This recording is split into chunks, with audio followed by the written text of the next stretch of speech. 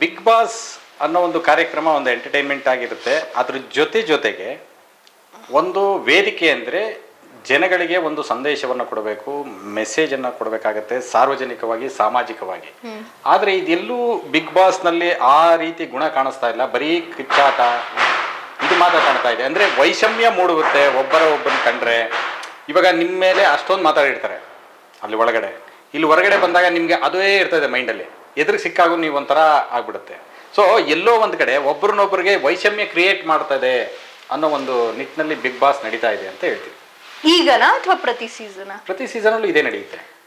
ಬರ್ತಾ big boss ಯಾವಾಗ ಒಂದು ಗೇಮ್ ಸೀರಿಯಸ್ ಅಂತ ಹೋಗುತ್ತೆ. ಈಗ ಫಸ್ಟ್ 3 ವೀಕ್ಸ್ ಒಂದು ಅವ್ರಿಗೂ ಎಕ್ಸ್ಪೆರಿಮೆಂಟ್ ಆಗಿರುತ್ತೆ ಸರ್. ಯಾಕಂದ್ರೆ ಅವ್ರಿಗೂ ಈ 17-18 ವ್ಯಕ್ತಿತ್ವಗಳು ಹೊಸದಾಗೇ ಇರುತ್ತೆ. ನಮ್ಮ ಹತ್ರ ಅವರು 1 ಅವರ್ 2 ಅವರ್ ಕೂತ್ಕೊಂಡು ನಮ್ಮ ಜೀವನದ ಬಗ್ಗೆ ಮಾತಾಡಿರ್ತಾರೆ. ಅದು ಮಾತಲ್ಲಿ ಅಷ್ಟೇ ಗೊತ್ತಿರುತ್ತೆ ಅವ್ರಿಗೂ.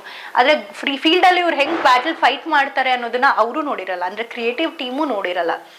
ಏನಾಗುತ್ತೆ, ಫಸ್ಟ್ ವೀಕು ಅವರು ಒಂದಷ್ಟು ಟಾಸ್ಕ್ ಕೊಡ್ತಾರೆ, ಟಾಸ್ಕಲ್ಲಿ ಎಬಿಲಿಟೀಸ್ನ ನೋಡ್ತಾರೆ. ಸೆಕೆಂಡ್ ವೀಕ್ ಒಂದಷ್ಟು ಟಫ್ ಸಿಚುವೇಶನ್ಸ್ ಕೊಡ್ತಾರೆ, ಊಟ ಕಿತ್ಕೋತಾರೆ, ನಿದ್ದೆ ಕಿತ್ಕೋತಾರೆ. ಇಂಥ ಟಫ್ ಸಿಚುವೇಶನಲ್ಲಿ ಯಾರು ವರ್ಸ್ಟ್ ಆಡ್ತಾರೆ, ಯಾರು ಬೆಸ್ಟ್ ಆಡ್ತಾರೆ ಅನ್ನೋದನ್ನು ಅಬ್ಸರ್ವ್ ಮಾಡ್ತಾರೆ. ಸೊ ಅವ್ರಿಗೂ ಕೂಡ 3ನೇ ವಾರದ ನಂತರ, ಆ್ಯಕ್ಚುಲಿ ನನ್ನ ಕೇಳಿದ್ರೆ ಗೇಮ್ ಶುರು ಆಗೋದೇ 3 ವಾರದ ನಂತರ ಸರ್. ಸೆಟ್ ಆಗಿರುತ್ತೆ, ಪ್ಯಾಟರ್ನ್ ಅರ್ಥ ಆಗಿರುತ್ತೆ, ಇವ್ರ ಬಿಹೇವಿಯರ್ ಹಿಂಗೆ, ಈ ಥರ ಕಂಟೆಂಟ್ ಇವ್ರು ಕೊಡ್ತಾರೆ. ಇವರೆಲ್ಲದರ ನಡುವೆ ನನ್ನ ವ್ಯಕ್ತಿತ್ವನ ನಾನು ಹೇಗೆ ಹೈಲೈಟ್ ಮಾಡ್ಕೋಬೇಕು ಅನ್ನೋದು ಕೂಡ ಯೋಚನೆ ಮಾಡಬೇಕಾಗತ್ತೆ. ಜಗಳದ ವಿಚಾರ ಬಂದರೆ ಸರ್, ಆ ಮನೆಯಲ್ಲಿ ಯಾರಿಗೂ ಹೇಳಲ್ಲ ಜಗಳ ಮಾಡಿ ಅಂತ. ಈಗೋ ಅನ್ನೋದು ಪ್ರತಿಯೊಬ್ಬ ಮನುಷ್ಯನಿಗೂ ಇರುತ್ತೆ. ಎಲ್ಲರಿಗೂ ಅವರ ಪ್ರಕಾರ ಅವರೇ ಹೀರೋಗಳು. ಪ್ರತಿ ಬಾವಿಗೂ ನಾನೇ ಒಬ್ಬ ಕಪ್ಪೆ ರಾಜ ಅಂತ ಅನ್ಕೊಳ್ಳೋರು ಈಗ ಸಡನ್ನಾಗಿ ಸಮುದ್ರಕ್ಕೆ ಬಂದು ಬಿದ್ದಿದ್ದಾರೆ. ಸಮುದ್ರನ ನೋಡ್ತಿರೋ ಕೋಟಿ ಜನ ಇದ್ದಾರೆ. ಸೊ ಹೇಗಾಗುತ್ತೆ ಅಂದರೆ, ಅಯ್ಯೋ ನನ್ನ ಇಮೇಜ್ ಏನು ಅನಿಸ್ಬೋದು ಅಂತ ಒಂದು, ಅಯ್ಯೋ ನಾನು ಹೇಗೆ ಕಾಣಿಸ್ಬೋದು ಅಂತ ಒಂದು, ಇನ್ನೊಬ್ರು ನಾನು ಈ ಕ್ಯಾರೆಕ್ಟರ್ ಆಗಿ ಈ ಮನೆಗೆ ಹೋಗಬೇಕು. ಸೊ ಕ್ಯಾರೆಕ್ಟರ್, ನಾನೊಬ್ರು ಲವ್ ಬಾಯ್ ಅಥವಾ ನಾನೊಂದು ಲೀಡರ್ ವುಮೆನ್, ನಾನೊಬ್ರು ಆಕ್ಟಿವಿಸ್ಟ್, ಈ ಥರ ಒಂದು ಕ್ಯಾರೆಕ್ಟರ್ ಆಗಿ ಹೋಗಬೇಕು ಅಂತ ಅವ್ರ ತಲೆನಲ್ಲಿ ಇರುತ್ತೆ.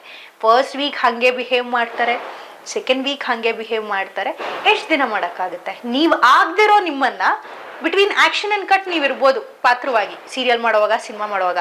ಕಟ್ ಆದ್ಮೇಲೆ ಅವ ಹಿಂಗೆ ಕೂರ್ತೀರಾ ಹೊರತು ಹಿಂಗೆ ಕೂರಲ್ಲ.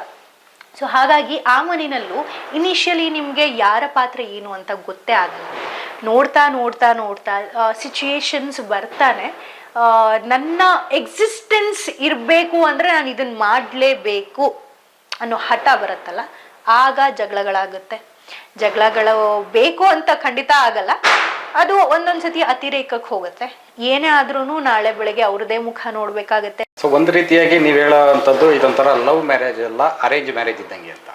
ಅರೇಂಜ್ ಮ್ಯಾರೇಜ್ ಆದಾಗ ಸ್ಟಾರ್ಟಿಂಗ್ ಅಲ್ಲಿ ನನ್ನ ಗಂಡ ಎಲ್ಲೂ ಬಿಡಲ್ಲ ಅಂತೇಳಿ ಸುತ್ತಾ ಇರ್ತಾರೆ ಅಂತ ಹೇಳ್ಬಿಟ್ಟು 3 ವೀಕಲ್ಲಿ ಚಂದ್ರಪ್ರಭಾ ಸತೀಶ್ ಅವರು ಸುತ್ತಾಡ್ತಾನೆ ಇದ್ರು.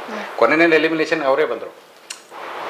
ಸೊ ಅಂದರೆ ಇದು ಒಂದು ಜೀವನದ ಒಂದು ಅಂಶನ ಅದ್ರಲ್ಲಿ ತೋರಿಸ್ತಾರೆ ಅಂತ ನೀವು ವಿಶ್ಲೇಷಣೆ ಮಾಡಕ್ ಬರ್ತಾ ಇದ್ದೀವಿ. ಖಂಡಿತ ಹೌದು. ಜೀವನದ ಎಲ್ಲಾ ಘಟ್ಟಗಳನ್ನು ನೀವು 3 ತಿಂಗಳಲ್ಲಿ ತೋರಿಸ್ಬೇಕು ಅಂದ್ರೆ ಅಂಥದ್ದೇ ಸಿಚುವೇಶನ್ ಕೂಡ ಇಡ್ಬೇಕಾಗತ್ತೆ. ಸೊ ಹಾಗಾಗಿ ಕಂಪ್ಲೇಂಟ್ಸ್ ಏನೂ ಇಲ್ಲ ಸರ್. ಅದು ನಾವು ಚೂಸ್ ಮಾಡಿ, ಅವ್ರೇನು ಫೋರ್ಸ್ ಮಾಡಲ್ಲ ನಮ್ಮನ್ನ. ಆಫರ್ ಕೊಡ್ತಾರೆ, ನೀವು ಬನ್ನಿ ಅಂತ. ಬಂದ ಮೇಲೆ ಅವ್ರ ಕೈಲೂ ಇರಲ್ಲ ನಾವು ಯಾವ ವ್ಯಕ್ತಿಯಾಗಿ ಕಾಣಿಸ್ಕೋತೀವಿ ಅನ್ನೋದು. ವಾರ್ನಿಂಗ್ ಅಷ್ಟೇ ಅವ್ರು ಕೊಡಬಹುದು. ಏನಾದರೂ ಅತಿರೇಕಕ್ಕೆ ಹೋದ್ರೆ ಅಲ್ಲಿಂದ ತೆಗೆದು ಹಾಕಬಹುದು. ಅದೆರಡರ ಮಧ್ಯ ನೀವು ಯಾವ ರೀತಿ ಕಾಣಿಸ್ಕೋತೀರಾ, ಜನ ಅದಕ್ಕೆ ಪ್ರತಿಕ್ರಿಯೆ ಹೇಗೆ ಕೊಡ್ತಾರೆ. ಇವಾಗ ಅಶ್ವಿನಿ ಗೌಡ ಅವ್ರ ಬಗ್ಗೆ ಅಷ್ಟು ಟ್ರೋಲ್ ಆಗ್ತಿದೆ, ಜಾನ್ವಿ ಬಗ್ಗೆ ಅಷ್ಟು ಟ್ರೋಲ್ ಆಗ್ತಿದೆ, ಓಕೆ. ನೆಗೆಟಿವ್ ಆಗ್ತಿದೆ, ಓಕೆ. ಆದರೂ ಅವ್ರ ಬಗ್ಗೆನೇ ಮಾತಾಡ್ತಿದ್ದೀರಲ್ಲ. ಅದ್ರ ಮಧ್ಯೆ ತುಂಬ ಒಳ್ಳೆ ಕ್ಯಾರೆಕ್ಟರ್ಸು, ಮಲಮ್ಮ ಎಲ್ಲಿ ಹೋದ್ರು, ಟ್ಯಾಲೆಂಟ್ ಇರುವಂಥ ಮಾಳು ಎಲ್ಲಿ ಹೋದ್ರು, ಸ್ಪಂದನ, ಕಾವ್ಯ ಎಲ್ಲಿ ಹೋದ್ರು, ಅಂದರೆ ಅಲ್ದು ಹೈಲೈಟ್ ಆದಾಗ ಸರ್ ಇದು ಶ್ಯಾಡೋ ಆಗ್ಬಿಡತ್ತೆ. ಸೊ ಹೈಲೈಟ್ ಆಗೋದಕ್ಕೆ ಕೆಲವೊಬ್ರು ಫಿಕ್ಸ್ ಆಗ್ಬಿಟ್ಟು ಹೋಗ್ಬಿಟ್ಟಿದ್ದಾರೆ. ಸೊ ನೆಗೆಟಿವ್ ರೋಲ್ ಯಾವಾಗಲೂ ಲೀಡ್ ಮಾಡುತ್ತೆ ಜಾಸ್ತಿ. ನೆಗೆಟಿವ್ ಇಂಪ್ಯಾಕ್ಟ್ ಮಾಡುತ್ತೆ ಸರ್, ಪಾಸಿಟಿವ್ ಗೆಲ್ಲುತ್ತೆ. ಅದೇ ಹೋಪಲ್ಲಿ ಇದ್ದೀರಿ ಜೀವನದಲ್ಲೂ. ನಮ್ಮ ವಿಜಯವಾಹಿನಿ ನ್ಯೂಸ್ ಚಾನೆಲ್ನಲ್ಲಿ ಪ್ರಮೋಷನ್, ಜಾಹೀರಾತು, ಅಡ್ವರ್ಟೈಸ್ಮೆಂಟ್ ನೀಡಲು ಸಂಪರ್ಕಿಸಿ 9535808456.